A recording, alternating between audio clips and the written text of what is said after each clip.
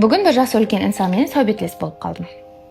Сонда сөйбет барысында ол маған «Қазір жаслар травма дегенді біліп алған екен. Біз оларды сондай қиын заманда өсірген болсақ та» деп қалды. Сонда ойыма дәру сіздер менен травма хақында сөйбетлесу келді.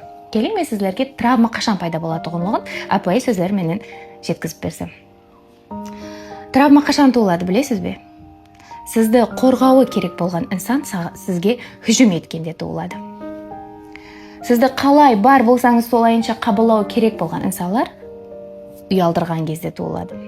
Сізге мұхаббат пенен қарауы керек болған қарасылар сізге сынап қарағанда туылады.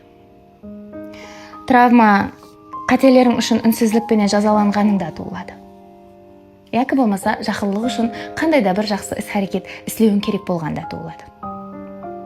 Травма білесіз бе қашан туылады? Мен табиғи, жаңы, хақиқи болуым керек емес, бәлкім мен қолайлы болуым керек. Сонда әтрапымдағы инсанлар мені жақсы көреді деген қиял мына жерге келгенде туылады.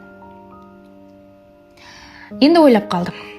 Бәлкім травмасыз балаларды өсіруіміз үшін олардың қарнын тоқ, үстін көк қылуымыз емес, бәлкім өзіміздің травмаларымыздан құтылып, артықша өкпе генелерімізден уаз кешуіміз керек шығар. Бәлкім сонда біз травмасыз балаларды өсіретұғын шығармыз. Және білмедім. Менің балаларым елі кішкентай ғой. Бәлкім оларда өссе, травмам бар менің деп отыратұғын шығар.